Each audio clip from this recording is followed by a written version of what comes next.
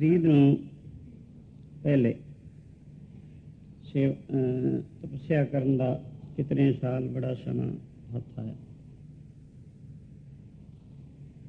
ਫਰੀਦ ਦੀ ਮਾਤਾ ਨੇ ਉਸ ਨੂੰ ਲਗਨ ਲਗਾਈ, ਸ਼ੌਕ ਲਗਾਇਆ। ਅਖੀਰ ਕਹਿਣ ਲੱਗੀ, ਬੇਟਾ ਤਪ ਕਰ, ਬਾਹਰ ਜਾ ਕੇ ਤਪੱਸਿਆ ਕਰ, ਜਨਮ ਸਫਲਾ ਹੋਵੇ। ਫਰੀਦ ਪੁੱਛਣ ਲੱਗਾ, ਮਾਤਾ ਕੋਈ ਤਰੀਕਾ, ਕੋਈ ਢੰਗ, ਕੋਈ ਯਤਨ, ਕਿਵੇਂ ਤਪ ਕਰਾਂ?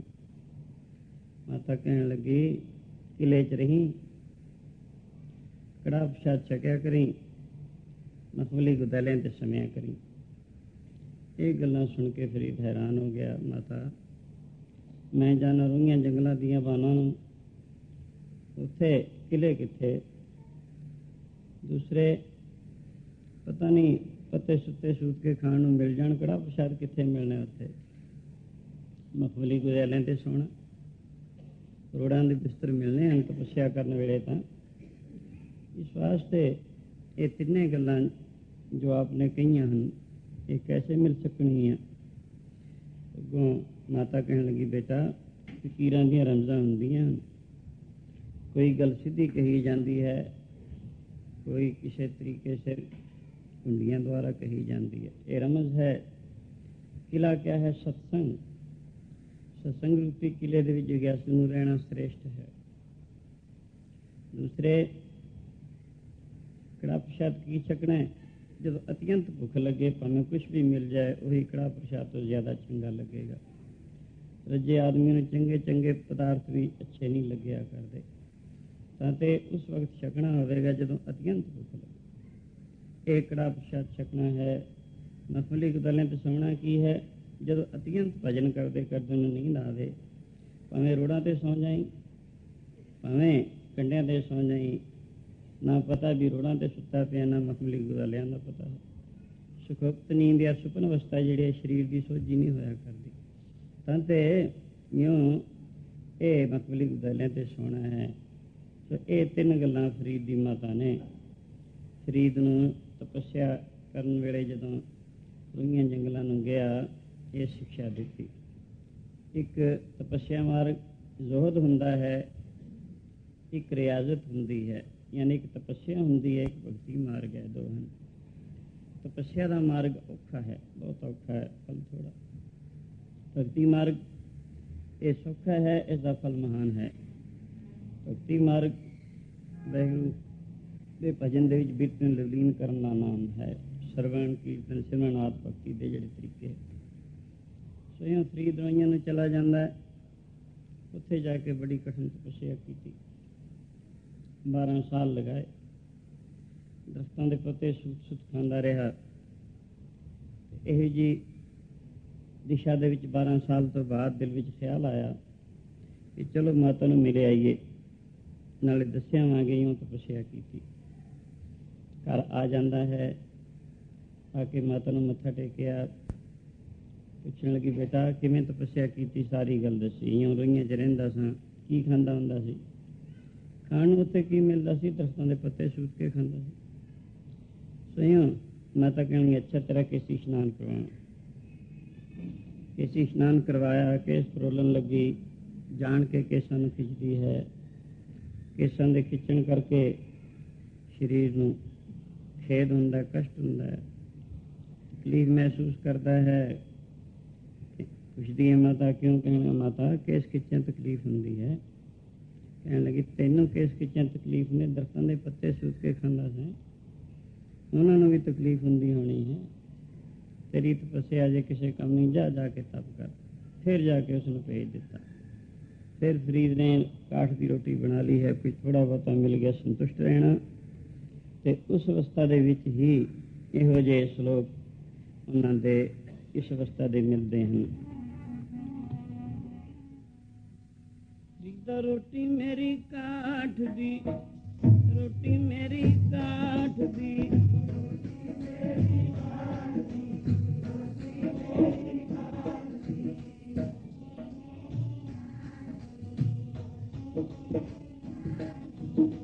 ਰੋਟੀ ਮੇਰੀ ਕਾਠ ਦੀ, ਰੋਟੀ ਮੇਰੀ ਕਾਠ ਦੀ।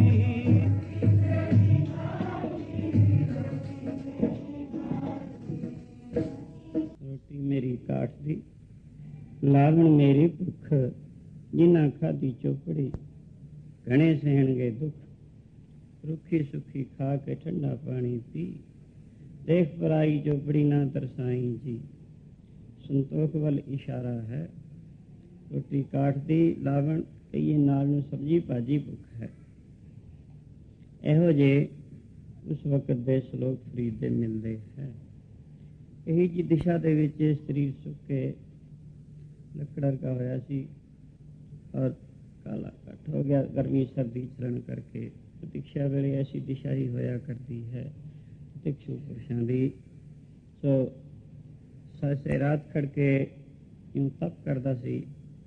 ਇੱਕ ਦਫਾ ਜੰਗਲ 'ਚ ਖੜਾ ਹੋਇਆ ਹੈ, ਇੱਕ ਕੋਈ ਲੋਹਾਰ, ਸਿਰ ਤੇ ਪਾਣੀ ਦਾ ਘੜਾ ਹੈ, ਮੋਢੇ ਤੇ ਕੁਹਾੜਾ ਹੈ, ਕੋਈ ਸੁੱਕੀ ਲੱਕੜ ਢੂੰਡਦਾ ਫਿਰਦਾ ਹੈ।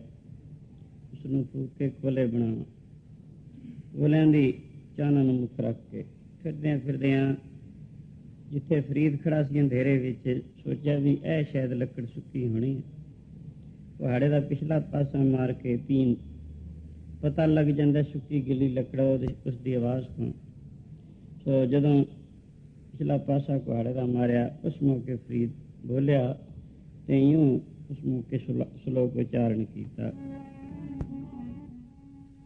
ਕਿਤੇ ਮਾਰਨਾ ਗਵਾਰੀ ਮੇਰਾ ਵੀਰ ਨਾ ਖਾਤਰ ਕੋਲਿਆ, ਕਿਤੇ ਮਾਰਨਾ ਗਵਾਰੀ ਮੇਰਾ ਵੀਰ ਨਾ ਖਾਤਰ ਕੋਲਿਆਂ ਦੀ।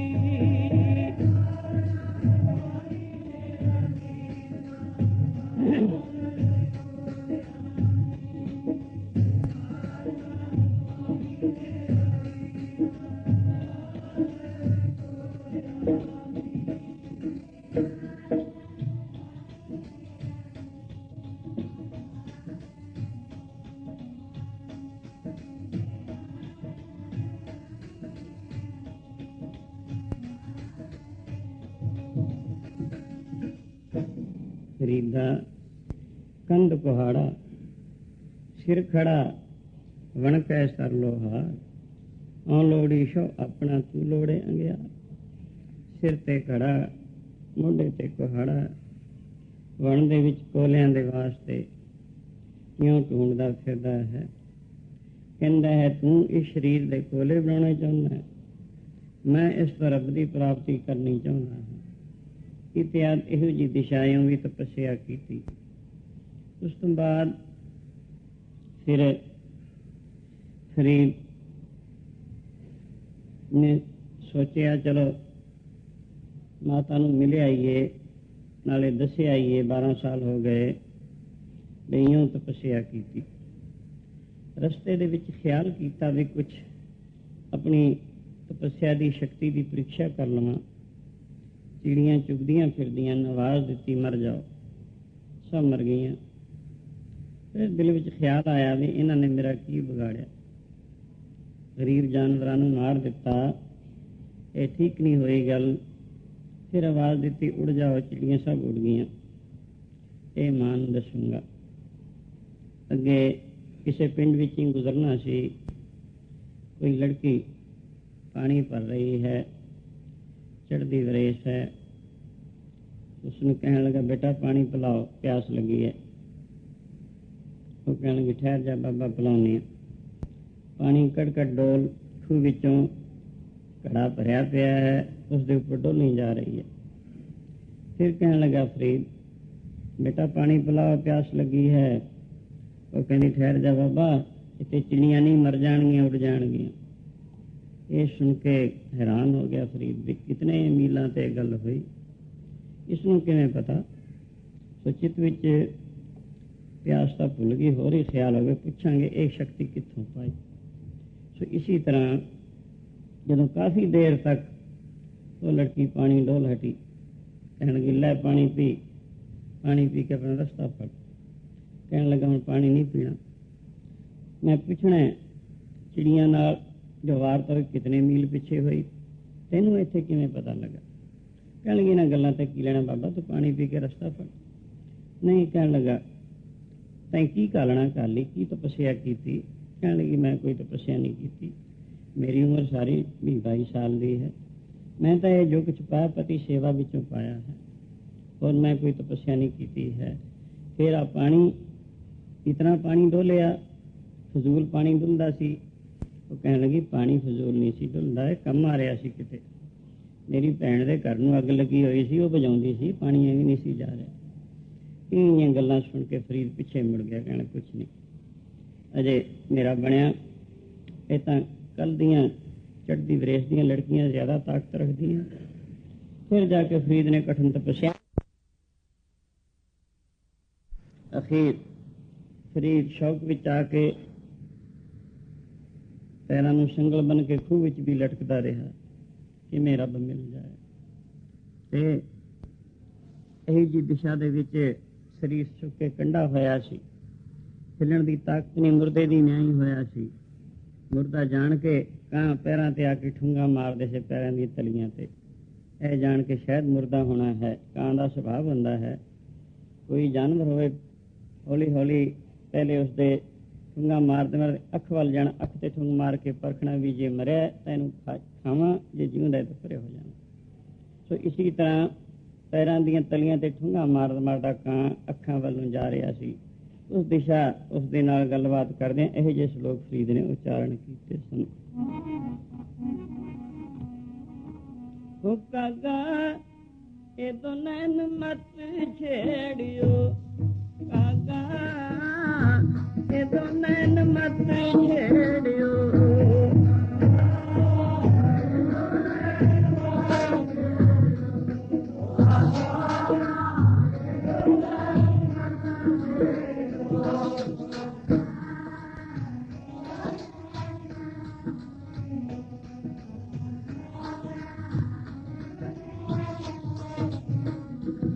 कागा ए तो नैन मत छेड़ियो, कागा ए तो नैन मत छेड़ियो।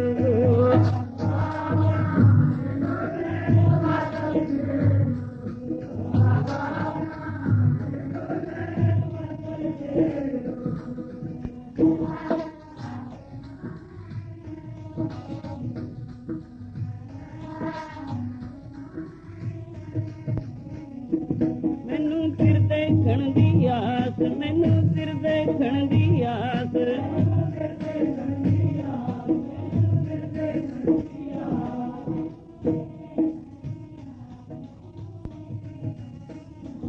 मैनू फिर देखण दी आस, मैनू फिर देखण दी आस।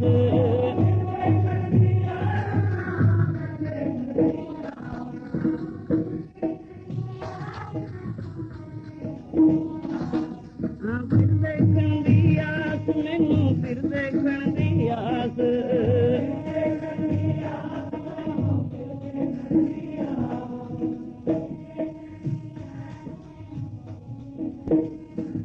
मैनू फिर देखण दी, मैनू फिर देखण दी आस।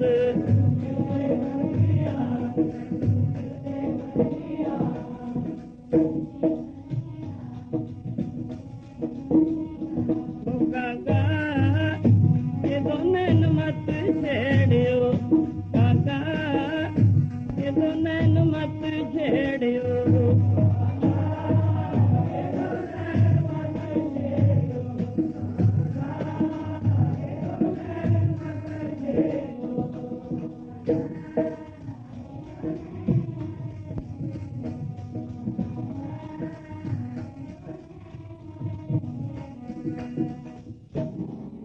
फरीदा तन सुक्का पिंजर थिया, तलियां ठुंगे काग, अजे सरब न बौड़ियो, देख बंदे दे भाग। कागा करंगड़ ढोलिया, सगला खाया मास, ए दोए नैन मत छुओ फिर देखण की आस। कागा चूंड न पिंजरा, बसे तो उडर जाहे, जिस पिंजरे मेरा शौ बसे, मास न तिदू खा। उस समय यहो जे श्लोक उच्चारण कीते हैं। यूं फरीद नूं 36 साल गुजर गए तपस्या करदे, अजे तक ठंडा साह नहीं आया। ਰੱਬ ਦੇ ਦੀਦਾਰ ਦਾ ਝਲਕਾ ਵੀ ਨਹੀਂ ਪਿਆ। ਦੀਦਾਰ ਤਾਂ ਕਿੱਥੇ ਹੋਣਾ ਸੀ। ਸੋ ਅਖੀਰ ਕਿਸੇ ਨੇ ਦੱਸਿਆ, ਫਰੀਦਾ ਇਉਂ ਨਹੀਂ ਰੱਬ ਮਿਲਦਾ। ਜੇ ਤੈਨੂੰ ਰੱਬ ਦੇ ਮਿਲਣ ਦਾ ਸ਼ੌਕ ਹੈ ਤਾਂ ਮਿਲਿਆਂ ਨੂੰ ਮਿਲ। ਜਿਹੜੇ ਰੱਬ ਨੂੰ ਮਿਲੇ ਹਨ ਉਹਨਾਂ ਦੀ ਸੰਗਤ ਅਖਤਿਆਰ ਕਰ, ਕਿਉਂਕਿ ਰੱਬ ਦੇ ਮਿਲਣ ਦਾ ਰਸਤਾ ਉਹਨਾਂ ਨੂੰ ਠੀਕ ਆਉਂਦਾ ਹੈ, ਐਵੇਂ ਨਹੀਂ ਮਿਲਣਾ। ਸੋ ਇਸ ਕਰਕੇ ਕਿਸੇ ਅਰਫ ਲੋਕ ਦੀ ਸੰਗਤ ਅਖਤਿਆਰ ਕਰ। ਇਉਂ ਫਰੀਦ ਫਿਰ ख्वाजे ਦੀ ਅਜਮੇਰ। ਇੱਕ ਕੋਈ ਅਰਫ ਲੋਕ ਸਨ, ਉਹਨਾਂ ਦੀ ਸੰਗਤ ਵਿੱਚ ਪਹੁੰਚਿਆ, ਉਹਨਾਂ ਦੀ ਸ਼ਰਨ ਵਿੱਚ ਪਹੁੰਚਿਆ। ਪਹੁੰਚ ਕੇ ਉਹਨਾਂ ਦੀ ਮੁਰੀਦੀ ਅਖਤਿਆਰ ਕੀਤੀ, ਬੜੀ ਸੇਵਾ ਵੀ ਕੀਤੀ। ਪਹਿਲੇ ਦਿਨੀ ਉਹ ਸ਼ਾਂਤੀ, ਉਹ ਠੰਡ, ਉਹ ਮਨ ਦਾ ਚੈਨ ਨਸੀਬ ਹੋਇਆ ਜਿਹੜਾ 36 ਸਾਲ ਦੀ ਸਖਤ ਤਪੱਸਿਆ ਵਿੱਚ ਵੀ ਕਦੇ ਪ੍ਰਾਪਤ ਨਹੀਂ ਸੀ ਹੋਇਆ। ਕਿਉਂਕਿ ਇਹ ਅਸੂਲ ਹੈ ਮਹਾਂਪੁਰਖ ਦੀ ਸੰਗਤ 100 ਸਾਲ ਦੀ ਕਠਿਨ ਤਪੱਸਿਆ ਨਾਲੋਂ ਵੀ ਜ਼ਿਆਦਾ ਸ਼ਾਂਤਦਾਇਕ ਹੋਇਆ ਕਰਦੀ ਹੈ। ਤਾਂ ਤੇ ਇਉਂ ਫਰੀਦ ਨੇ ਹੁਣ ਸੇਵਾ ਕਰਨੀ ਤੇ ਭਜਨ ਕਰਨਾ ਸ਼ੁਰੂ ਕਰ ਦਿੱਤਾ। ਗੁਰ ਪੀਰਾਂ ਕੀ ਚਾਕਰੀ ਮਹਾਂ ਕਰੜੀ ਸੁਖ ਸਾਰ, ਨਦਰ ਕਰੇ ਜਿਸ ਆਪਣੀ, ਇਸ ਲਾਏ ਹੇਤ ਪਿਆਰ, ਸਤਿਗੁਰ ਕੀ ਸੇਵਾ ਲਗੇ ਭੋਜਨ ਤਰੇ ਸੰਸਾਰ।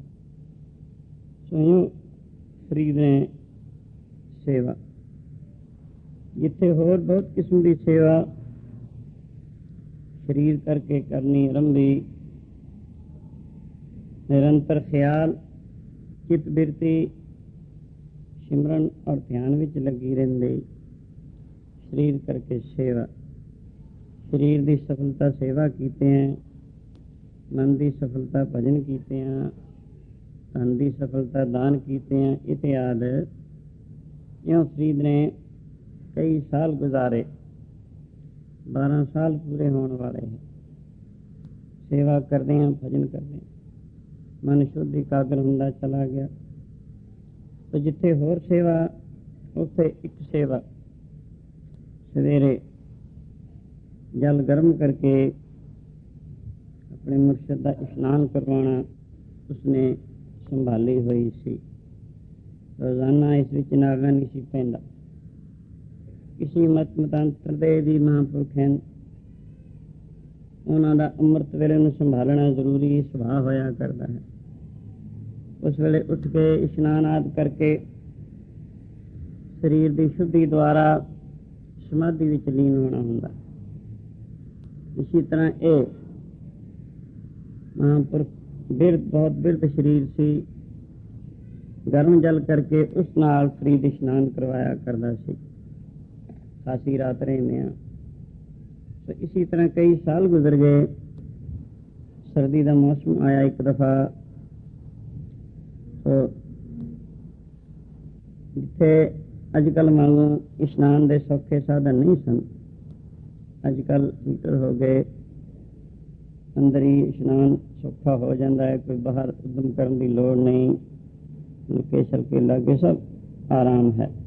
पर उन्होंने समयां दे विच फरीद ਉਹੀ ਜੰਗਲ ਬਿਆਬਾਨ ਵਿੱਚ ਰਹਿੰਦੇ ਸਨ। ਕੁਛ न ਕੁਛ ਬਾਲਣ ਛਾਲਣ ਇਕੱਠਾ ਕਰਨਾ, ਅੱਗ ਮਚਾ ਕੇ ਫਿਰ ਜਲ ਗਰਮ ਕਰਦਾ ਹਾਂ।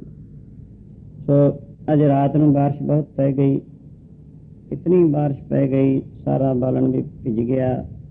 ਜੋ ਅੱਗ ਵਗੈਰਾ ਰੱਖਦਾ ਸੀ ਲੁਕੋ ਕੇ ਉਹ ਵੀ ਬੁਝ ਗਈ।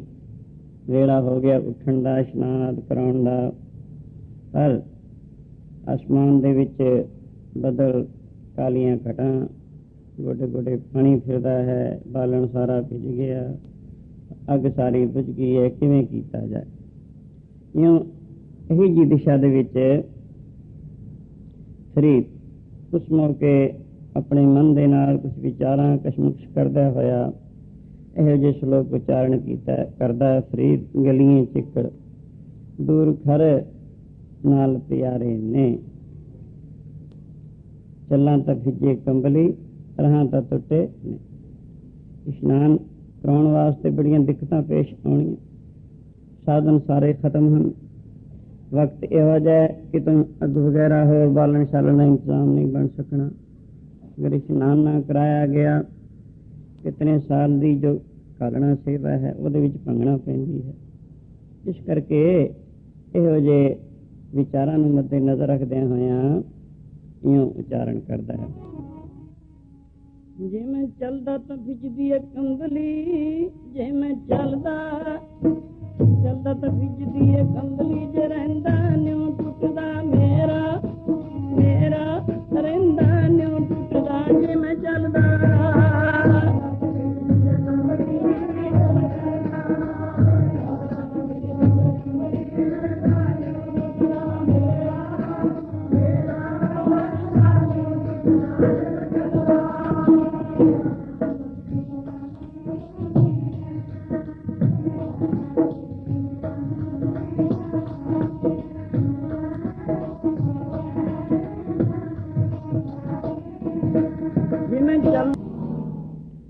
ਇਹੋ ਜਿਹੇ ਆਪਣੇ ਮਨ ਦੇ ਨਾਲ ਹੀ ਵਿਚਾਰ ਕਰ ਰਿਹਾ, ਕਸ਼ਮਕਸ਼ ਕਰ ਰਿਹਾ ਹੈ।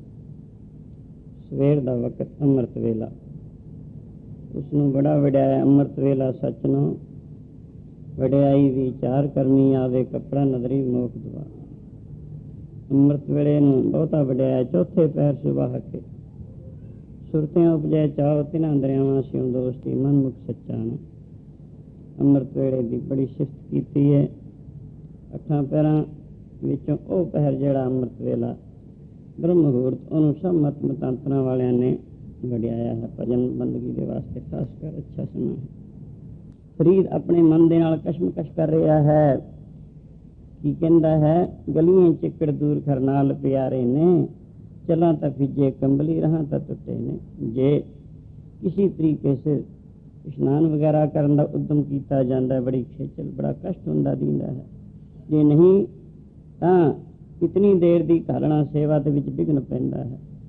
ਇਮਤਿਹਾਨ ਦੇ ਵਿੱਚ ਇੱਕ ਸਵਾਲ ਵੀ ਭੁੱਲ ਜਾਏ ਬੱਚਾ, ਕਿਤਨਾ ਉਸ ਨੂੰ ਨੁਕਸਾਨ ਪਹੁੰਚਦਾ ਹੈ।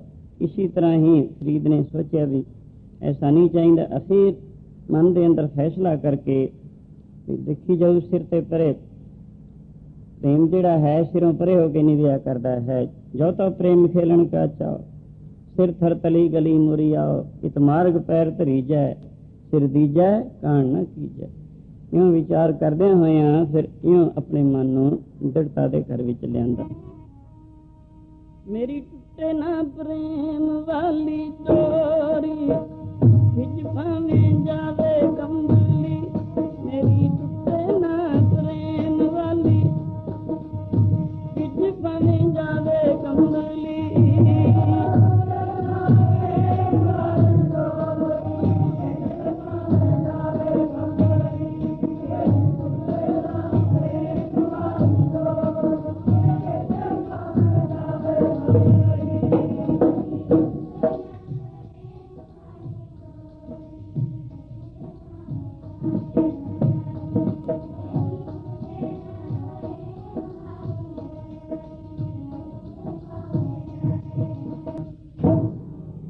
जो सी जो कंबली अलो वर्षे में जाए मिला तिन साजना टुटे नाही न्यो। ਇਉਂ ਕਹਿੰਦੇ ਹੋਏ ਕੰਬਲੀ ਦਾ ਛੁੰਮ ਮਾਰ ਕੇ ਸ਼ਹਿਰ ਨਾਲ ਹੀ ਸੀ, ਉਧਰ ਨੂੰ ਚੱਲ ਪੈਂਦੇ ਹਨ। ਕਿਸ ਵਾਸਤੇ? ਸ਼ਹਿਰ ਵਿੱਚੋਂ ਕੋਈ ਅੱਗ ਦਾ ਚਿੰਗਾੜਾ ਮਿਲ ਜਾਏ, ਉਸ ਨੂੰ ਲਿਆ ਕੇ ਜਲ ਗਰਮ ਕੀਤਾ ਜਾਏ, ਰੋਜ਼ ਦੇ ਨਿਯਮ ਦੇ ਵਿੱਚ ਸਫਲਤਾ ਹੋਵੇ। ਇਉਂ ਸ਼ਹਿਰ ਨੂੰ ਤੁਰੇ ਜਾਂਦੇ ਹੈ। ਭਲਾ ਅੰਮ੍ਰਿਤ ਵੇਲਾ, ਸਰਦੀ ਦਾ ਮੌਸਮ, ਮੀਂਹ ਪੈਂਦਾ ਹੋਵੇ, ਕੌਣ ਜਾਗੇ? ਜਾਂ ਕੋਈ ਦੁਖੀਆ ਬਿਮਾਰ, ਜਾਂ ਪਰਮੇਸ਼ਰ ਦਾ ਪਿਆਰਾ। ਸੁਨਸਾਨ ਹੈ ਸ਼ਹਿਰ ਵਿੱਚ। ਅਖੀਰ ਫਿਰਦਿਆਂ ਫਿਰਦਿਆਂ ਇੱਕ ਚੁਬਾਰੇ ਵਿੱਚ ਕੁਛ ਰੋਸ਼ਨੀ ਨਜ਼ਰ ਆਈ। ਉਹ ਇੱਕ ਵੇਸ਼ਵਾ ਦਾ ਮਕਾਨ ਸੀ। ਆਵਾਜ਼ ਦਿੱਤੀ ਹੇਠੋਂ, ਉੱਪਰੋਂ ਆਵਾਜ਼ ਆਈ, ਉੱਪਰਾ ਤੂੰ ਕੌਣ ਹੈ? ਕੀ ਮਤਲਬ ਹੈ ਤੇਰਾ?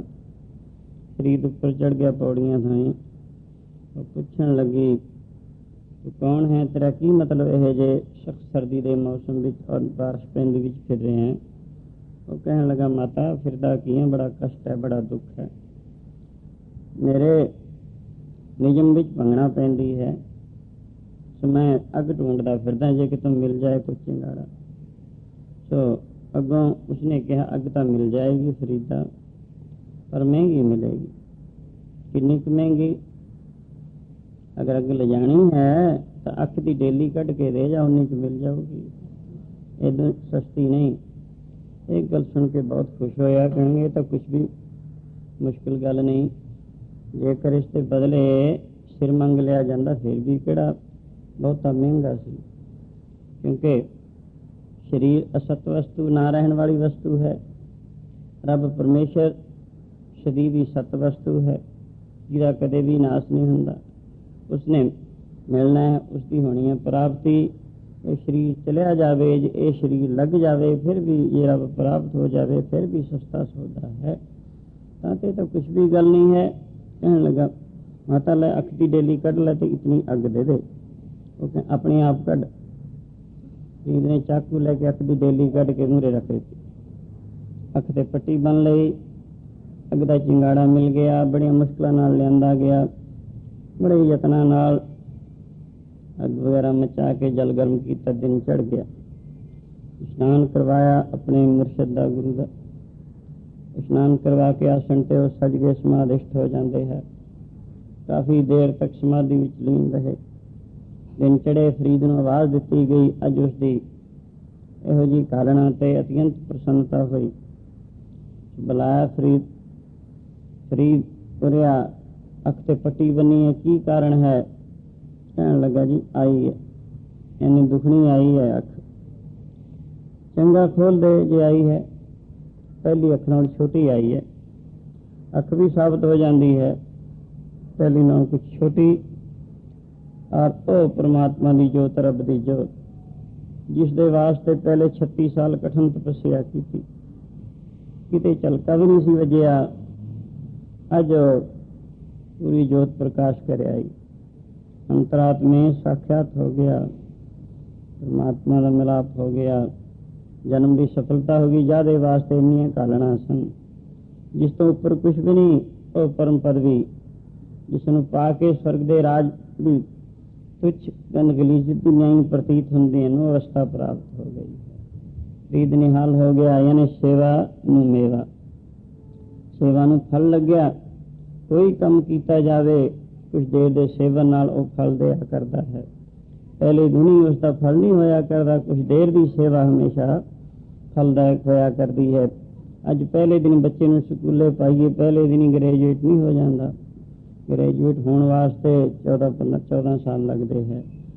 इसी तरह कोई काम करना होवे वक्त लेंदा है, मेहनत चाहता है, खिचल होंदी है, मुश्किल मिजाजी नाल पक्के इरादे नाल काम करना पैंदा है। सो ये सब तो बड़ा काम जिसनों पा के कुछ भी पाने की इच्छा नहीं रह जाती, जिस दे प्राप्त में सब कुछ ही मिल जाता है, जिस दे प्राप्त में सारियां ख्वाहिशात खत्म हो जांदियां हन, बादशाह का बादशाह बन जाता है। वो वस्तु दे वास्ते क्यों ना कालना करनी पवे, और युक्ति नाल तरीके सिर होवे। सेवा करके जड़ी वस्तु 36 साल प्राप्त नहीं सी हुई कठिन तपस्या द्वारा, फरीद नूं 12 साल की सेवा विचों वो सुखैनी लभ गई है। अज फरीद निहाल हो जाता है। औजल तर जाइंदा सतगुर दी सेवा करके, औजल तर जाइंदा सतगुर दी सेवा करके।